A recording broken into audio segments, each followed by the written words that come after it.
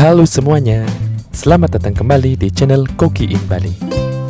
Di video kali ini, kami akan berkunjung ke salah satu breeder dan sekaligus pemilik dari Hoki Koki Bali Farm. Beliau bernama Iputu Putrawira atau biasa dipanggil akrab Liong. Pada kesempatan kali ini, kami akan jalan-jalan di farm milik Bli Liong sekaligus melihat koleksi ikan mas koki Bali yang berkarakter atau ciri khas ikan mas koki Bali dari Hoki Koki Bali Farm. Nah, sebelum lanjut ke video utama, yuk dukung channel ini agar semakin berkembang dengan mengklik tombol like, share, komen, dan subscribe agar kami dapat berkembang dalam berbagai informasi seputar koki Bali dan tentunya sangat bermanfaat untuk kalian khususnya pecinta ikan mas koki Bali. Dan jangan lupa aktifkan juga lonceng notifikasi agar kalian tidak ketinggalan informasi menarik dan bermanfaat seputar koki Bali dari channel ini. Terima kasih atas dukungan kalian. Tanpa berlama-lama lagi, yuk langsung saja simak video keseruan farm tour kami kali ini bersama breeder sekaligus pemilik dari Hoki Koki Bali. Kembali lagi dengan kita teman-teman, salam Koki Bali. Nah, hari ini kita rencananya akan ngobrol sama seorang breeder yang biasa mencetak atau pencetak ikan-ikan mewah. Ikan mewah seperti apa yang akan kita review atau kita tunjukin ke teman-teman. Stay tune di channel Koki Bali. Nah teman-teman, seperti penjelasan saya tadi di awal video ini, kita sekarang berada di Hoki Koki Bali. Nah, di mana Hoki Koki Bali dan siapa pemiliknya? Di samping kita sudah ada siapa pemilik Hoki Koki Bali. Nah, bisa dijelasin deh siapa namanya dan letak dari Hoki Koki Bali. Iya, semua aja. Untuk nama yang biasa dipanggil Liong, ini untuk nama Facebook yang Liong Putrawira. Alamat yang berada di Banjar Taman, Jalan Serungi nomor 3. Nah, Banjar Taman itu ada di Desa Darmasabel atau bisa dicari di Google Map. Hoki Koki Bali, ya tepat, sudah ada di Google Map. Nah, seperti janji saya tadi, ikan-ikan bawah apa yang ada di sini? Yuk kita lihat langsung ikan-ikan koleksi dari Bli Liong. Nah, Bli Liong di depan kita ini di kolam yang bisa dibilang minimalis. Ikan-ikan di sini umuran berapa kira-kira, Bu? Kalau ikan-ikan di sini mulai dari 3,5 bulan yang sudah masuk ke sini, yang grup-grup yang bisa dibilang yang baik lah. Ada yang 5 bulan, ada 6 bulan, ada juga 7 bulan. Nah, tadi Bli Liong sempat bilang ini grade baik, dan setahu saya dulunya ketika Bli Liong melakukan pensortiran, Bli Liong juga banyak membagikan ikan secara gratis ya Bli Liong kepada pemula Bli. Nah, yang kita lihat di sini kan kolam ini termasuk outdoor Bli Liong.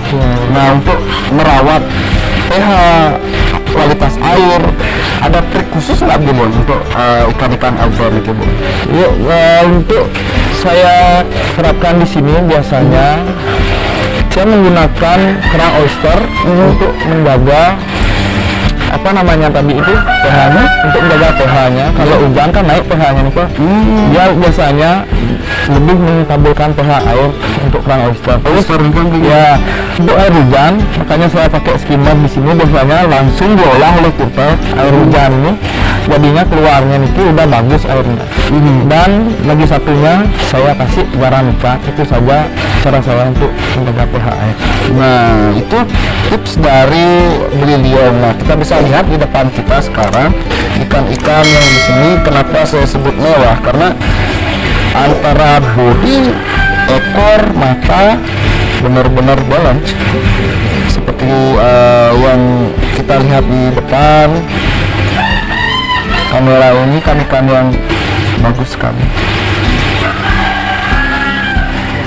Nah, teman-teman, di depan kita ini adalah contoh ikan-ikan yang tadi ada di kolam yang besar. Kenapa kita keluarkan? Biar lebih jelas. Yang saya jelaskan tadi, inilah penampakan ikan-ikan dari Hoki Koki Bali. Nah, Bli Liong ini umur ikan di umur berapa, Bli Liong? Bisa dijelaskan dulu, Bli?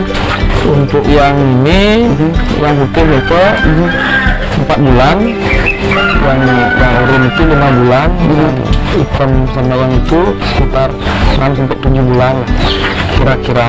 Umur masih 5 sampai 8 bulan ya Bu ya, rata-rata Sampai 7 bulan. sampai 7 bulan. Bisa dilihat teman-teman gimana posisi mata dari ikan koki Bali yang dihasilkan oleh koki Bali. Bisa dibilang bulan lah matanya. Mata sudah bolong ya. Peruntukan sepakan ekor jelas. Nah, itu ciri-ciri khas dari ikan yang dikeluarkan oleh koki Bali. Iya, bisa dibilang begitulah. Untuk sifatnya saya paling suka Niko yang jelas lah, V-nya Niko. Dan berkarakter menurut saya ekornya beda daripada ikan-ikan yang saya jumpai sebelumnya. Bisa dibilang ciri khas dari koki Bali ya, Bu ya? Bisa dibilang begitulah. Nah, bisa dilihat teman-teman, jadi body yang sudah mengarah ke bola telur, ada yang sudah pure bola telur, mata yang bagus. Umurannya segini biasanya beli liang kasih pakan apa Bu? Kalau umur segini biasanya saya punya pakan sendiri buatan komet lah, dibilang pakan kerik ya. Sesekali yang kasih misu, untuk seminggu sekali yang diet ikannya, yang nggak kasih makan biar bagus lah pencernaannya dulu, biar tersalin dulu yang awal-awal. Nah, ini tips dietnya itu yang beli lakukan di sini itu seperti apa Bli? Bisa dibagi ke teman-teman Bli? Untuk dietnya di sini biasanya seminggu sekali, setiap hari Minggu. Kadang-kadang yang bersih-bersih setiap hari Minggu, dan yang tidak kasih makan ikannya sehari, besoknya baru yang kasih makan. Jadinya setiap Minggu wajib ikan yang puasa Bu ya. Nah, dari puasa itu fungsinya mengarah kemana Bu? Biasanya ke ekor kalau untuk puasa nih kok, karena ekor itu waktu yang bawa, nggak bisa dikejar pakai makanan itu. Dan satunya lagi genetik Ya, bisa dibilang genetik yang dikeluarkan oleh ikan-ikan hasil breedingan dari koki Bali. Bisa dilihat langsung di kamera teman-teman. Tadi belum sempat saya bocorin kalau beli liong ini pernah menyabet ikan beliong, tak pernah menyabet ikan juara. Nah, di depan kita adalah ikan koleksi beliong yang pernah menyabet juara. Bisa dijelaskan Bung, juara berapa dan kategori apa yang diraih oleh ikan di depan kita dulu ya? Dulu pas ada kejuaraan apa namanya, festival lomba dari Puri Koki Bali, kontes offline. Ini saya masukkan ke remaja solid, sempat mendapat juara 1 dan juga juara favorit di Tabanan. Cuma itu aja prestasi kami. Sekarang udah lumayan tua umurnya, dan udah sering kawin, banyak menghasilkan anakan yang berkarakter lah, bisa dibilang seperti ekor induknya. Nah, bisa dilihat yang dimaksud berkarakter di sini adalah, teman-teman sedikit saya jelaskan, belahan ekor yang berada di tengah-tengah. Nah, bisa dilihat belahan ekor yang sangat tegas menurut saya. Itu salah satu karakter yang unik yang dimiliki oleh farm koki Bali. Dengan mata teleskopik dan bodi pastinya bulat telur. Dan yang menarik mata saya adalah dorsal yang tegak lurus seperti itu. Bisa dilihat kondisi ikannya seperti ini. Saat ini yang sering digunakan kawin Ya, induk dari anak-anak lah bisa dibilang. Nah, jadi inilah pencetak ikan-ikan yang ada di koki Bali. Umurnya berapa nih Bang? Ini kurang lebih umurnya sudah setahun lebih ya, kira-kira dikit setahun. Udah berapa kali ini punya generasi, sekitar 6 kali udah punya keturunan. Sudah 6 kali keturunan ya. Dua Asli gokil teman-teman, ikan ini asli gokil. Teman-teman, ini di depan kita sekarang adalah salah satu indukan pejantan dan betina di luar dari ikan juara tadi. Bisa kita lihat tidak ada perbedaannya yang drastis. Bisa dijelaskan ini umur ikan berapa yang digunakan sebagai indukan? Ini umur ikan udah setahun juga, hampir sama usianya sama yang tadi itu ikannya. Bersama dia Ya, hampir sama usianya. dari segi bodi dan ekor bisa teman-teman lihat karakter yang luar biasa. Ini yang kita sebut ikan mewah. Sekarang ekornya robek karena habis kawin, habis dikejar-kejar sama teman-teman. Kondisi ikan kawin itu agak brutal ya. Iya, cowoknya apalagi itu direbut soal gengbeng ya. Jadi berapa betina dimasukkan, berapa jantan nih? Kalau saya biasanya satu betina, jantan 3 biasanya. 3 jantan nih. Iya. Wow, benar-benar genial teman-teman. Sedikit di depan kita adalah burayak anakan ikan dari ikan juara yang tadi ya? Ya, Ini umur berapa sudah nih? ini sekitar 10 hari. 10 hari. Nah, untuk pakan ikan burayak ini biasanya dikasih apa? Kalau yang biasanya pakai kucing, tapi kebetulan kemarin sama lusa hujan 2 hari jadi nyerba puasa ikannya kok. Puasa 2 hari dah ini nggak dapat kucing. Nah, teman-teman sekarang di Bali sedikit info kondisi cuaca sangat kurang bersahabat karena ketika panas ya panas banget dan ketika hujan ya hujan nggak berhenti. Jadi ada trik khusus untuk burayak yang dipelihara di sini untuk mencegah kematian ketika musim seperti ini, Bes. Biasanya dia kasih rusak, terus masukin media telur itu pada isi telur untuk menjaga air biasanya supaya tidak jamuran telurnya biar terjaga lah airnya dari jamur. Itu aja sih untuk gininya.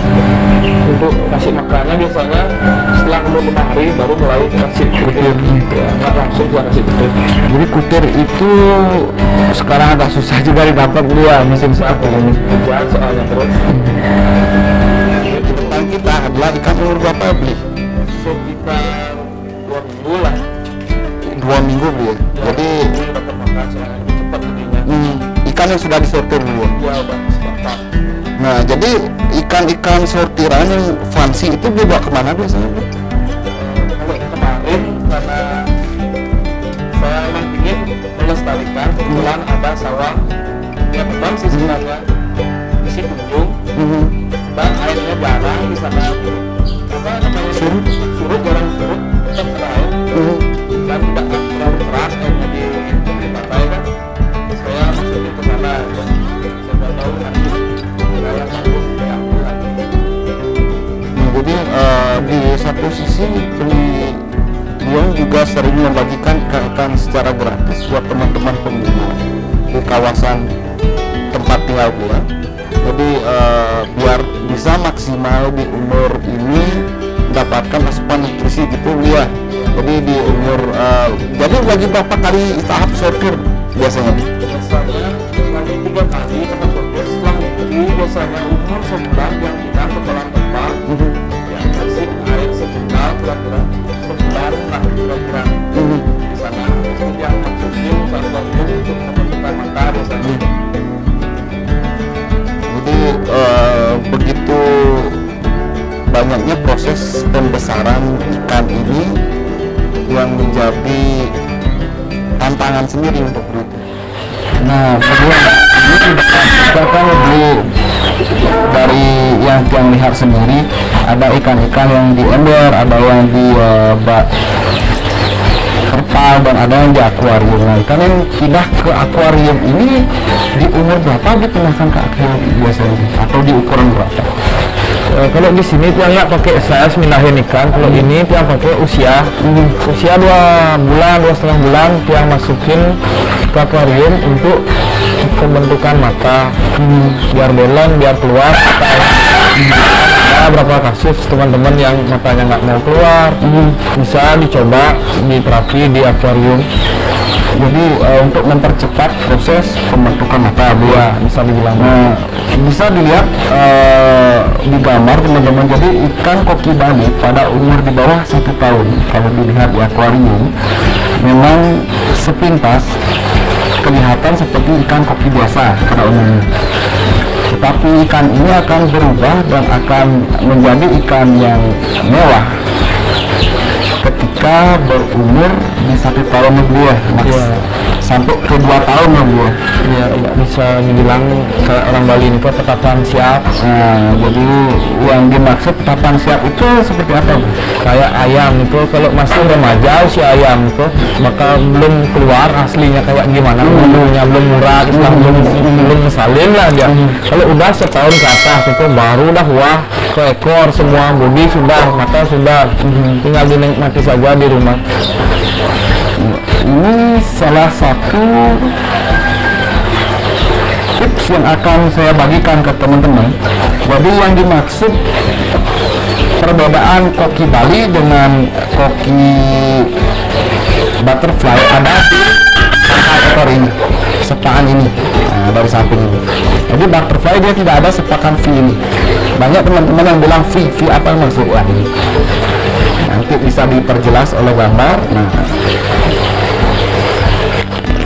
V ini, V dari samping ini. Kalau butterfly dia nggak isi. Terus orangnya biasanya ada jambul dia. Iya, ada jambulnya kalau orang. Untuk koki Bali biasanya dari dorsal ini, dari dorsal ke mulut itu kayak jalan peruna, nggak ada hambatan sama sekali, nggak ada bendugan, halus lurus dia kencang. Bisa buat teman-teman ini. Dan segitiganya niki kalau ikan yang bagus niki biasanya tidak terlalu segitiga atas dan dorsal, tidak terlalu segitiga dia. Segitiga tipis kalau bulat dia. Bagus lah nanti jadinya.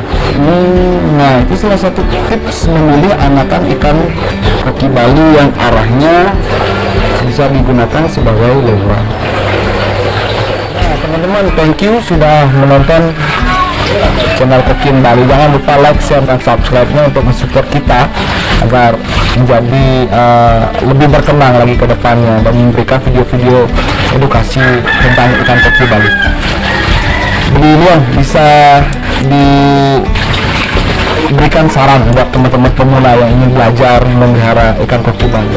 Ya teman-teman pemula yang mau belajar memelihara ikan koki Bali, sebaiknya cari tahu dulu informasi tentang koki Bali, cara memeliharanya seperti apa. Saran saya sendiri, sebelum memulai memelihara koki Bali, pelajari dulu air. Karena ikan yang bagus itu adalah bonus kalau kita pintar merawat air. Segitu aja pesan dari saya. Maksud dari beliau saya simpulkan sedikit. Jadi teman-teman yang ingin belajar memelihara ikan koki Bali bisa dulu mempelajari ikan ini dengan cara kontak ke breeder atau tanya-tanya ke breeder bagaimana cara merawat air. Karena yang kita rawat adalah air, ikannya bonus seperti beliau sampaikan. Jadi teman-teman ikuti terus channel kita Koki Bali agar kita mampu membuat ikan ini menjadi raja ikannya sendiri. Salam Koki Bali.